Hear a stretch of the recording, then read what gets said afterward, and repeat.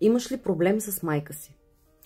Знаеш ли, че това, че нямаш добра връзка с твоята майка, всъщност на теб не ти носи никакви бонуси, а напротив, още повече не ти върви в живота. И се чудиш откъде е и защо не ми върви в любовта, защо не мога да имам пълноценна връзка. Ето за това е. Докато не оправиш отношенията с твоята майка, не я приемеш, че тя те е родила и каквото и да е направила, просто да я приемеш като твоя майка, нещата няма да вървят.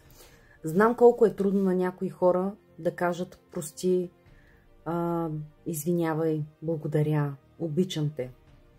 Особено на тяхната майка.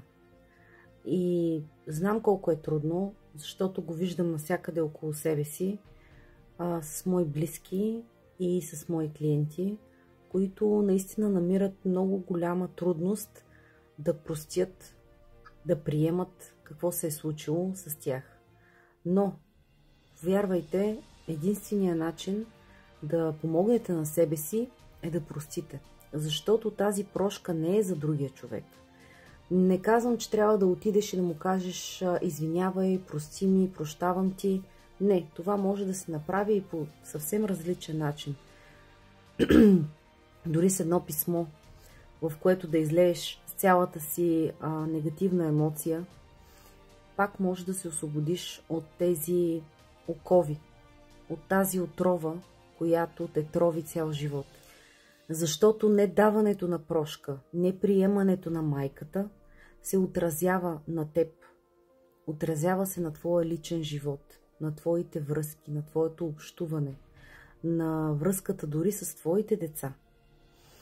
И това нещо ще премине и при тях. Тези страхове, които си приела, тези ограничения, това, което те мъчи, то ще се предаде и на твоите деца.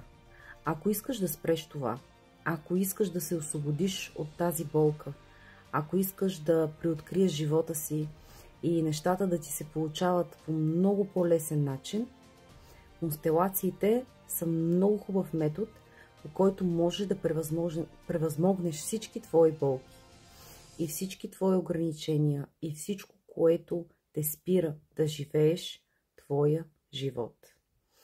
Ако имаш интерес, може да се свържиш с мен налично и ще направим безплатна среща.